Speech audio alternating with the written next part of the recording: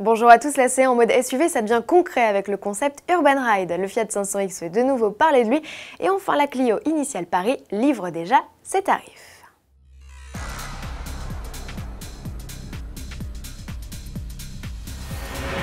Citroën nous refait le coup de la C1 baroudeuse. À la différence du concept Swiss Me présenté en mars dernier, le concept Urban Ride, à découvrir au Mondial de l'Automobile de Paris, joue un peu plus la carte crossover. Cela se traduit par des boucliers avec protection alu et anti-brouillard, ainsi qu'un support de plaque bicolore.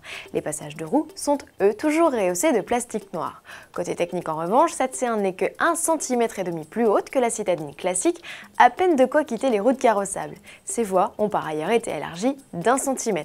Tout ici, vous l'aurez compris, est question de style, et ce n'est pas un hasard donc si Citroën a conservé le large toit ouvrant. Suivez à présent en exclusivité notre journaliste Agnès Lasbarère à bord de la C1 Urban Ride.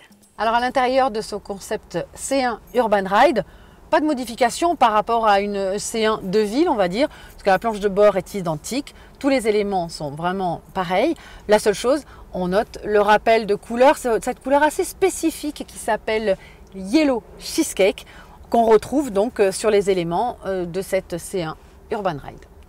Alors comme vous pouvez le remarquer, à l'arrière le bouclier a été modifié toujours dans l'esprit baroudeur, mais je vous rappelle qu'il ne s'agit pour le moment que d'un concept. Mais vu l'état de ce véhicule, on peut facilement imaginer qu'il ne tardera pas à arriver sur le marché.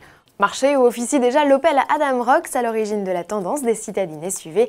L'Allemande a une petite longueur d'avance puisqu'elle ouvre au Mondial de l'Automobile de Paris son carnet de commandes, mis à prix 17 450 €. Vous préférez la C1 SUV? Vous voulez qu'elle soit produite? Faites-le savoir à Citroën via la borne mise à disposition des visiteurs sur son stand du salon. Et toujours au rayon crossover sur base de citadine, Fiat fait monter le suspense autour de sa 500X. On a beau avoir vu et revu le modèle à travers des vidéos scoop et des spy shots, le constructeur s'entête à réaliser des teasers. Si le premier laissait entrevoir les lignes du modèle, le deuxième ne nous propose qu'un focus sur des morceaux de carrosserie. Tourné dans les rues de New York, le clip est surtout l'occasion d'apprendre ou de réapprendre l'alphabet anglais grâce à un charmant mannequin sur une balançoire.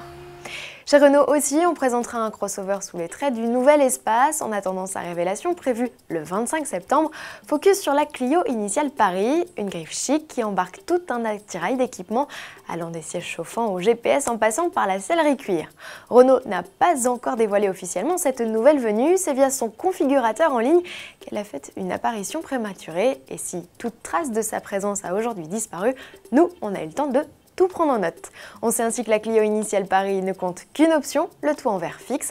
Elle est proposée avec deux essences de 90 et 120 chevaux et un diesel de 90 chevaux.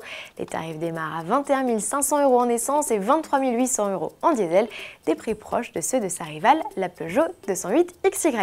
Et pour tout savoir de cette Clio chic ou du futur espace ou encore de tous les autres modèles présentés au salon, téléchargez dès à présent l'application mobile officielle du Mondial de l'Automobile réalisée par Autoplus. À demain.